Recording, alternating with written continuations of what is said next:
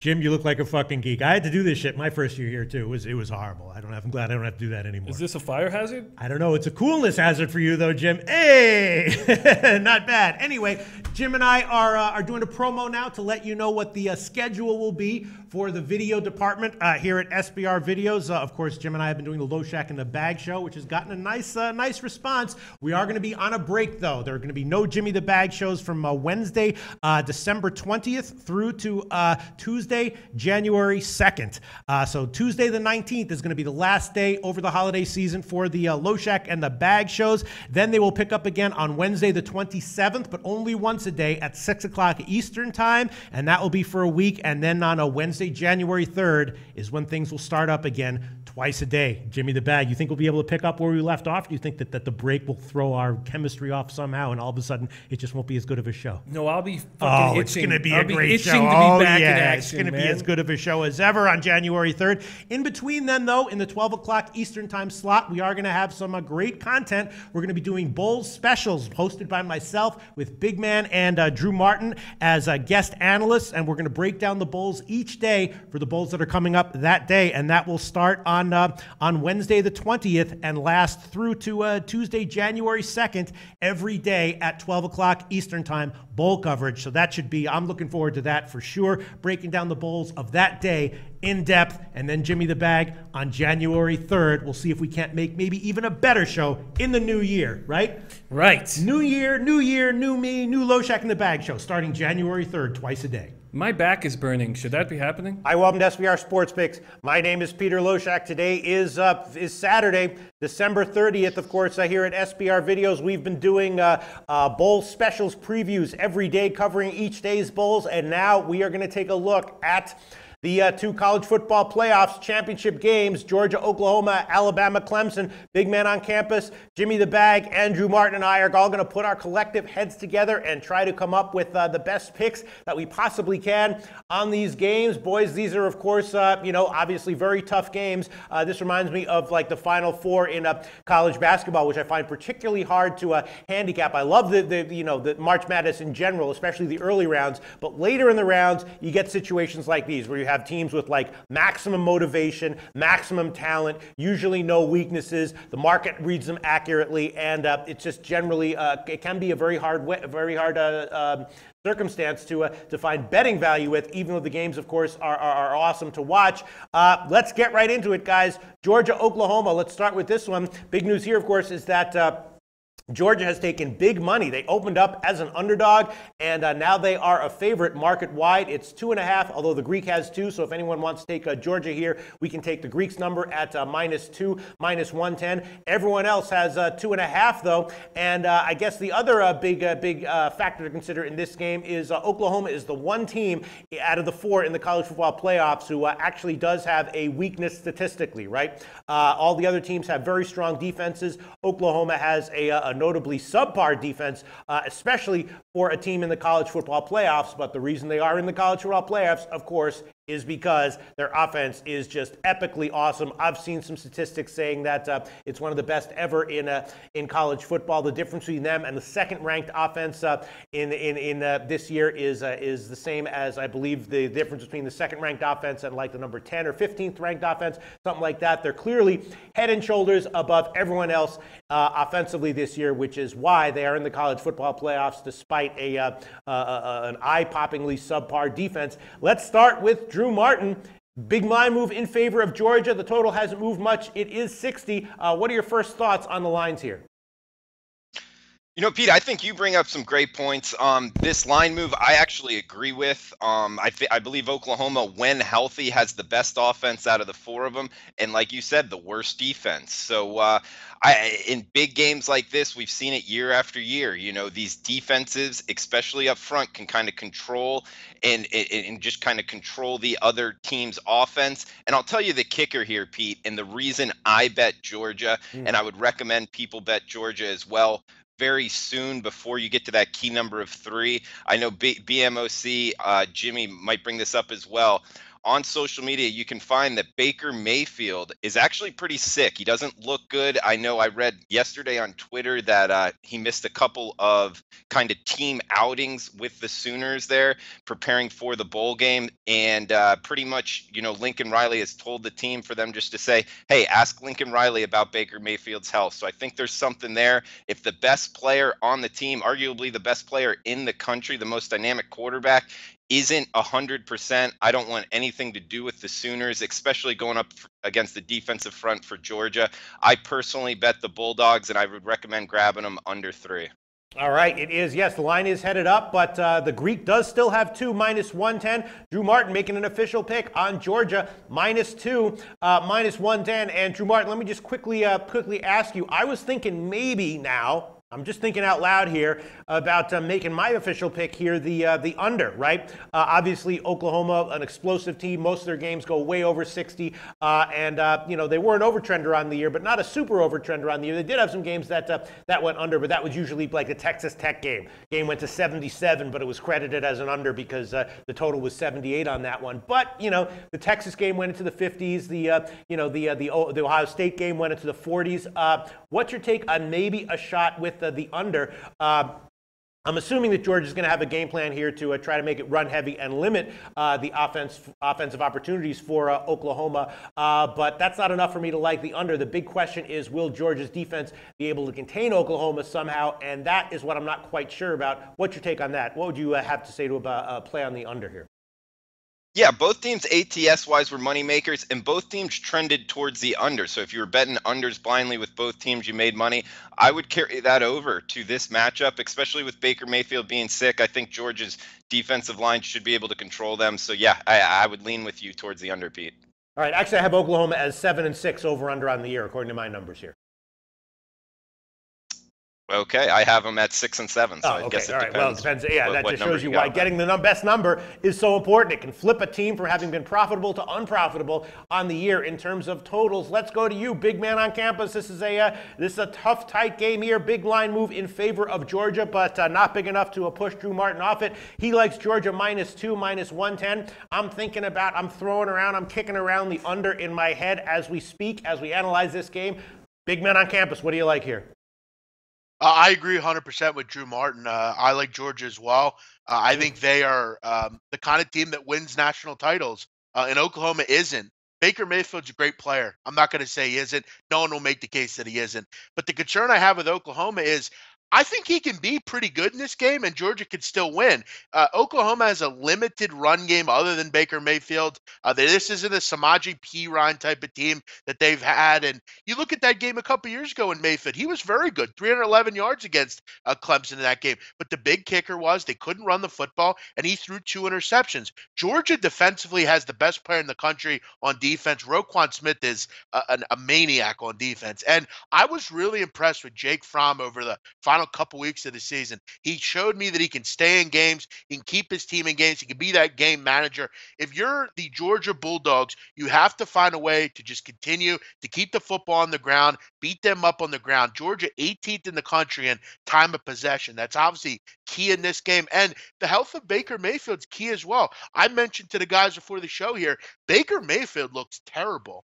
Keep in mind, it's only Saturday. There's a couple games here, a couple days here for him to get better. But this could be a bigger thing. This could be, a mono kind of case or something like that, where if you have mono, you're not going to play. It could just be a simple flu, and that's that. But you're setting your teammates up to get sick, possibly. This is just a bad thing right now. Plus, you have the fact of Rodney Anderson was just cleared of sexual assault charges. They've been battling that off the field as well. They have a young football coach. Meanwhile, Georgia's just sitting back and watching the movie play.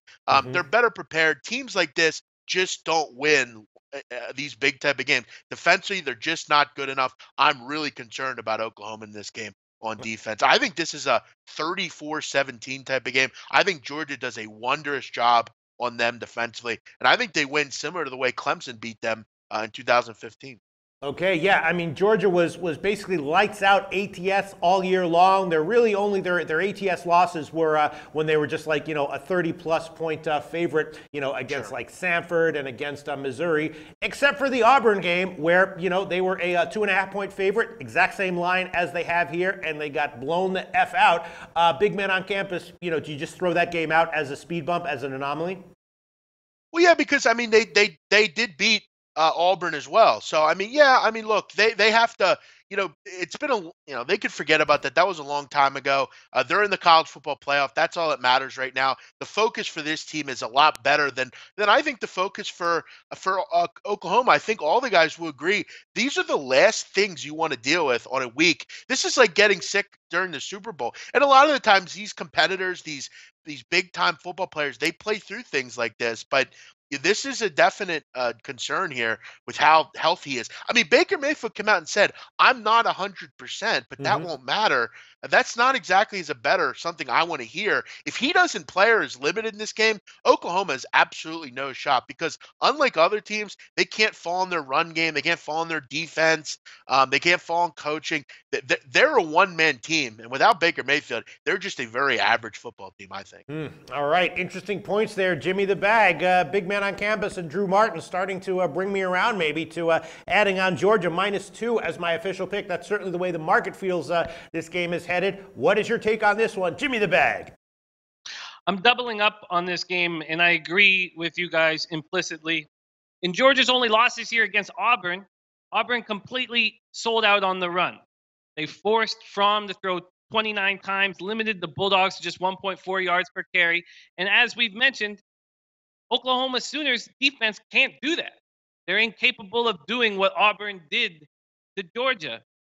That is a huge deal. Georgia's defense is 4th in the nation. Big man mentioned All-American linebacker Roquan Smith. Georgia's offense can put up points. Everyone's talking about Oklahoma so much that they're not talking about Georgia's offense. Nation's 10th best running attack. Nick Chubb ran for 1175. Sony Michel ran for 948. DeAndre Smith ran for 597 yards. I mean, that is a very, very impressive group. Fromm looks good. He's a kid in a big game, but they will try to make it as easy for him as possible and run as much as possible. And the Sooners just won't be able to stop it. We have already mentioned that in big, huge games like this, it's so important to be able to get stops. And when you can't get stops, and when your defense is on the field for too long, you break down. I like Georgia here, and I like the under, and I want both as official picks. You want both? Okay, so Georgia -2, -110. And the under is 60. I believe that the best line would be at Pinnacle -107. Let me find that one. Let me find that one for you, Jimmy the Bag. Yes, 60 flat across the board, market wide. No one even has a slight variation on that line, even on the odds on the money line. So under 60 -107.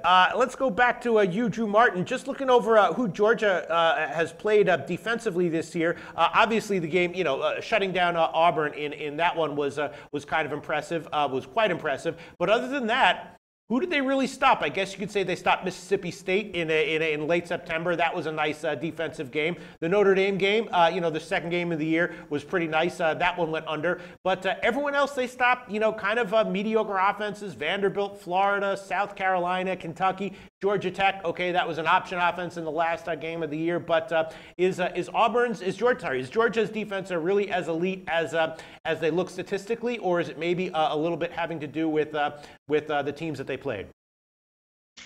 You do bring up a good point. I mean, the SEC in particular, quarterback-wise, was a little down this year. So it's a fair argument to make, Pete. I mean, they did beat Notre Dame. They went into Notre Dame. The defense played well. And coming back to beat Auburn, Jared Stidham's very good quarterback, beat them. And also Missouri can throw it around a little bit. They held them under 30 points. That's nothing to kind of sneeze at here. And also bringing up the Auburn game like you were talking about with BMOC, that was a game where things kind of snowballed on them. When you look at that score, 40-17, I don't know if I would factor in that big that much into it. It was there in Jordan-Hare Stadium, one of the toughest places to play. This will be more of a neutral site game, so if they do get behind, I wouldn't count them out like I would in that game. So those are all things that I think booster the Bulldog side, Pete.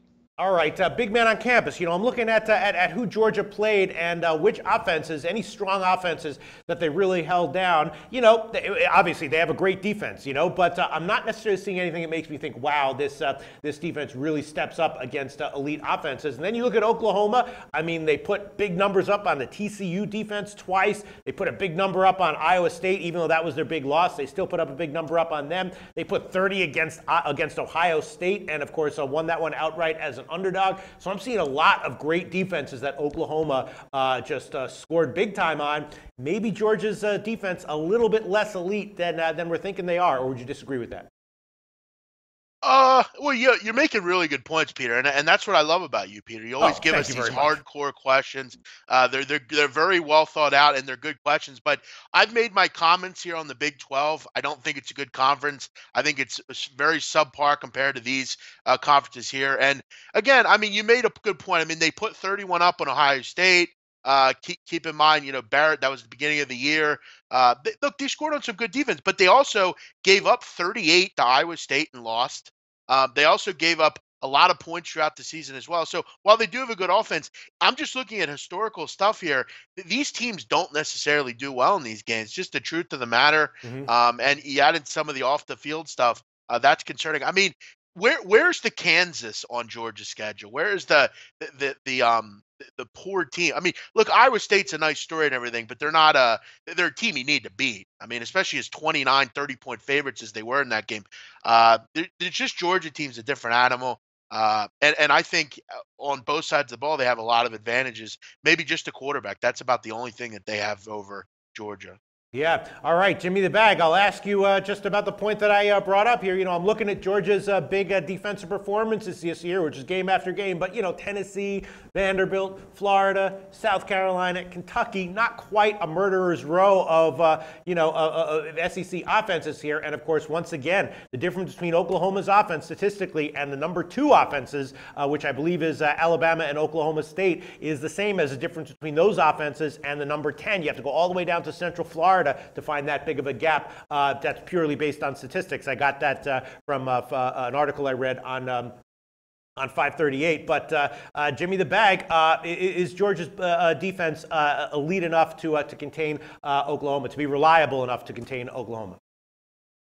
You know, there are question marks that we brought up going on with Oklahoma's team right now. If those question marks weren't here, I would have more concern. But right. Baker Mayfield coming into this game, I know we're 48 hours before the game starts, but as Big Man said, this looks like this isn't a cold that he has. And if that is their biggest weapon, their biggest advantage in this game, and it's questionable, then I agree with what Drew said. We got to get on this line before it's a 3-point line. I think we're ahead of the game right now, getting them at -2. And yes, you're right. This 4th-ranked defense might not actually be the 4th best defense in the nation.